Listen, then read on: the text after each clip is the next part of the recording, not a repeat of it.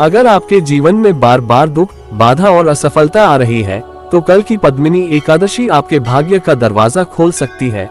शास्त्र कहते हैं, इस दिन किया गया एक छोटा सा उपाय भी हजारों यज्ञों के बराबर फल देता है। सुनिए वो पवित्र कथा जिसे सुनकर देवता भी भावुक हो उठे थे। पुरुषोत्तम मास की पवित्र पद्मिनी एकादशी कथा प्राचीन समय की बात है। त्रेता युग में एक महान और पराक्रमी राजा थे, राजा कृतवीर्य। उनका राज्य बहुत विशाल था, धन धान्य से भरा हुआ था, प्रजा सुखी थी। लेकिन राजा के जीवन में एक बहुत बड़ा दुख था, उनकी कोई संतान नहीं थी। राजा की कई रानियां थीं, परंतु सबसे प्रिय रानी थी रानी पद्मिनी। रानी अत्यंत धर्मपरायण, पतिव्रता और भगवान विष्णु की अनन्य भक्त थी।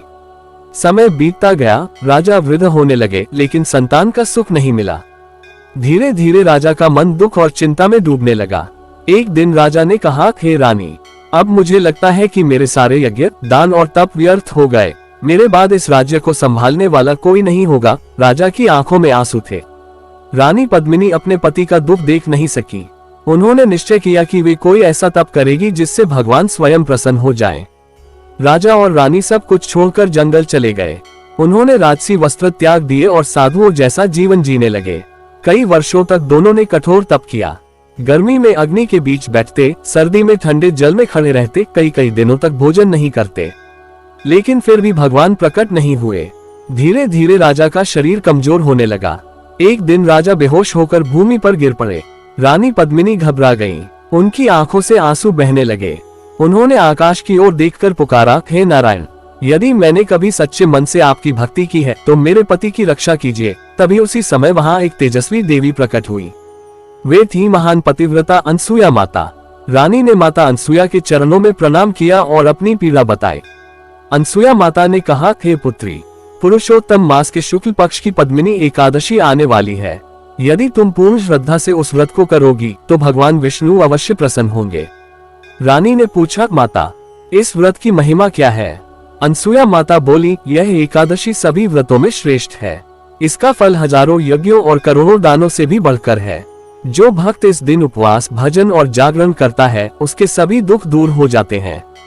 रानी पद्मिनी ने उसी क्षण संकल्प लिया। एकादशी का दिन आया। सुबह ब्रह्म मुहूर्त में रानी ने नदी में स्नान किया, पीले वस्त्र धारण किए, भगवान विष्णु की प्रतिमा स्थापित की। उन्होंने दीप जलाया, तुलसी अर्पित की और पूरे दिन निराहार रहकर भगवान का स्मरण किया। रात भर भजन, कीर्तन और जागरण किया। रानी बार बार प्रार्थना करती रही, हे पुरुषोत्तम प्रभु, मेरे पति की रक्षा करें। उनकी भक्ति इतनी सच्ची थी कि पूरा वातावरण दिव्य प्रकाश से भर गया। आधी रात के समय अचानक आकाश से दिव्य प्रकाश उतरा। शंख, चक्र, गदा और पद्म धारण किए स्वयं भगवान विष्णु प्रकट हुए। उनके दर्शन से पूरा वन जगमगा उठा। रानी पद्मिनी की आंखों से आंसू बहने लगे। वे भगवान के चरणों में गिर पड़ी। भगवान विष्णु मुस्कुराए और बोले, हे देवी, मैं तुम्हारी भक्ति से अत्यंत प्रसन्न हूँ, वर मांगो। रानी ने हाथ जोड़कर कहा, प्रभु, मेरे पति को संतान सुख दीजिए। भगवान ने कहा, तथास्तु। कुछ समय बाद रानी पद्मिनी ने एक तेजस्वी पुत्र को जन्म दिया। वो पुत्र आगे चलकर महान योद्धा बना, कार्तवीर्य अर्जुन। कहा जाता है कि उसमें 1000 हाथियों का बल था। पूरा राज्य आनंद से झूम उठा।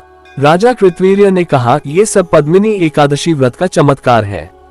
शास्त्रों में कहा गया है, जो व्यक्ति श्रद्धा से इस कथा को सुनता है, उसके घर में सुख समृद्धि आती है, संतान सुख की प्राप्ति होती है, पितरों को शांति मिलती है, दुर्भाग्य दूर होता है, भगवान विष्णु की विशेष कृपा प्राप्त होती है, और जो व्यक्ति पुरुषोत्तम मास की पद्मिनी एकादशी का व्रत करता है, उसे अनेक जन्मों के पापों से मुक्ति मिलती है। अगर आप भी चाहते हैं कि भगवान विष्णु की कृपा आपके परिवार पर बनी रहे, तो कमेंट में एक बार जरूर लिखें, ओम नमो भगवते वासुदेवाय नमः।